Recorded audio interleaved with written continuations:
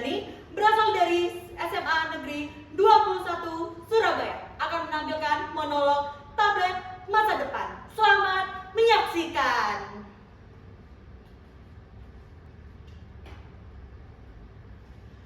Mari beli, ayo dibeli, murah-murah. Ayo adik-adik, dibeli mainannya, murah. Ada mobil-mobilan, boneka, layang-layang, cuman 5.000 aja. Silakan dibeli.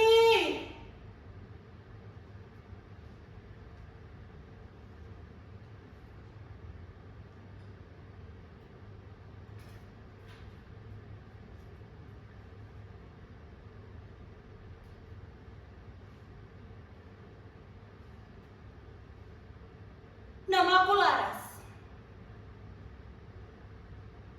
Bapakku hanyalah seorang penjual mainan keliling.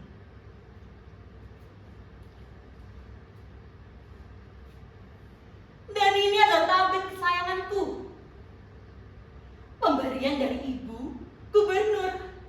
Karena aku berhasil menjawab pertanyaan tentang masa depan Indonesia dengan berani dan penuh mimpi.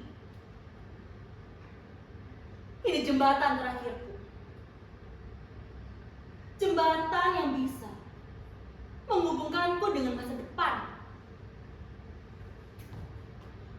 Atau mungkin jembatan yang akan runtuh dan menjatuhkanku kembali ke sini. Tablet ini bukan cuma alat. Ini jembatan. Jembatan penghubung menuju masa depan yang belum pernah aku bayangkan. Bahkan lewat tablet ini, aku menemukan yang namanya sekolah masa depan. Sekolah yang katanya ruang kelasnya menggunakan hologram. Guru-guru yang datang dari berbagai benua. Bahkan setiap mejanya terbuat dari layar sentuh. Dan pelajarannya langsung bisa praktek ke lapangan.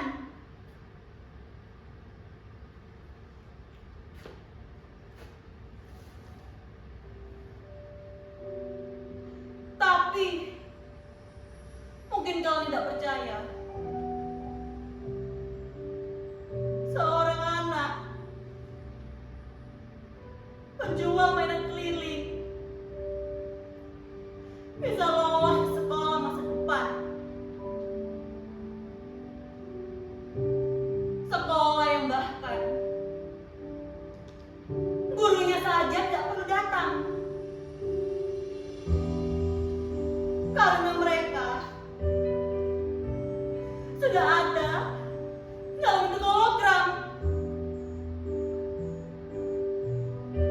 Dan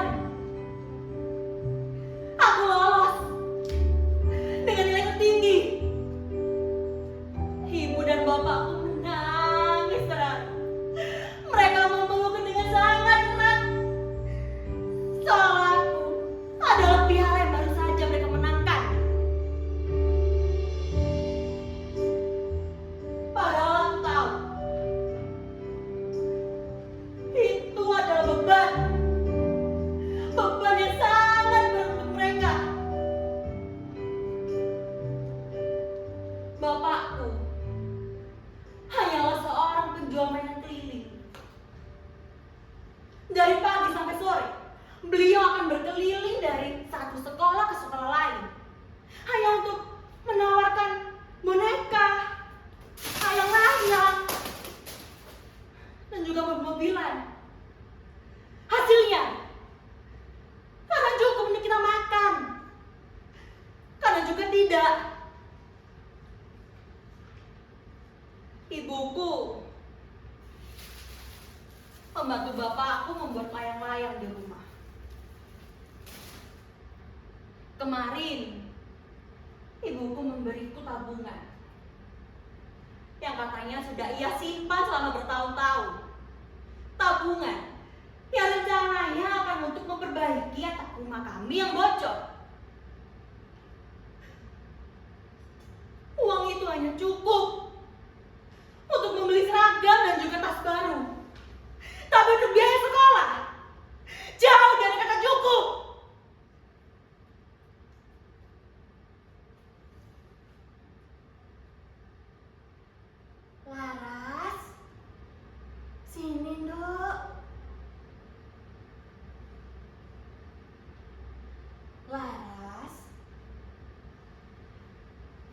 tahu kamu pintar. Ibu tahu kamu bisa. Jangan khawatir soal biaya sekolah ya, Nduk. Biar ibu dan bapak yang mencari jalan agar kamu bisa tetap sekolah.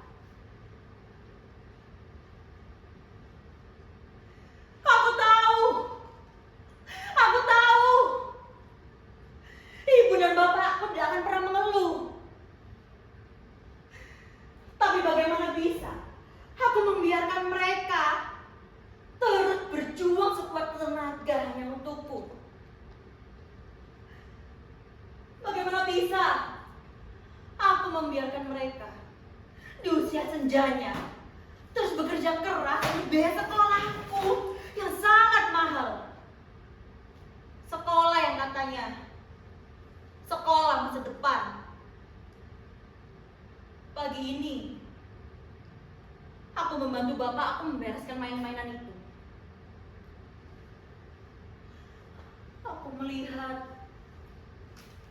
mata bapakku yang sangat lelah dan penuh harapan. Harapan bahwa aku bisa menjadi jembatan yang membawa mereka pergi dari sini. Harapan bahwa suatu hari kami tidak perlu menjual mainan-mainan ini lagi. Dan saat itu juga aku membuat keputusan yang sangat terdengar sangat gila. Aku akan mengetik pesan untuk Ibu Gubernur.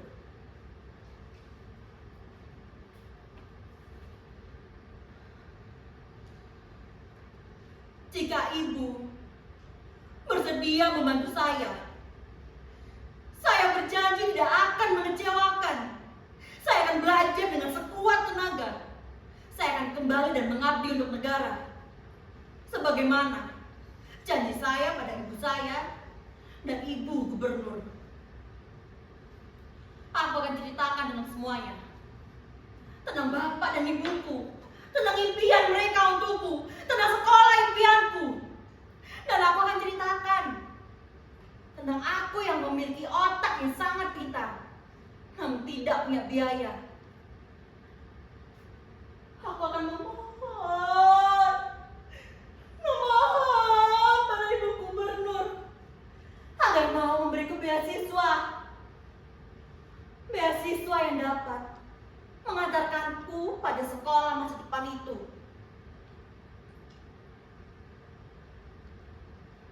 Pesan ini akan aku kirim besok pagi. Aku berdoa pada Tuhan, semoga pesan ini sampai ke tangan Ibu Gubernur. Semoga pesan ini dapat mengubah takdirku. Aku belum tahu apa balasan dari Ibu Gubernur. Tapi aku tidak akan pernah berhenti. Karena aku tahu ilmu itu jalan keluar, jalan naik, dan juga jalan pulang untuk membawa kebaikan bagi keluargaku.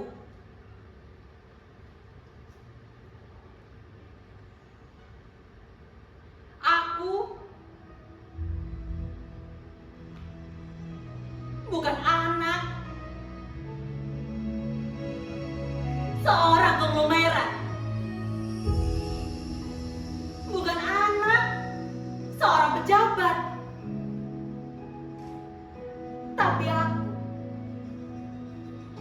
adalah anak yang mempunyai mimpi dan tekad. Itu saja sudah cukup untuk memulai langkah pertamaku.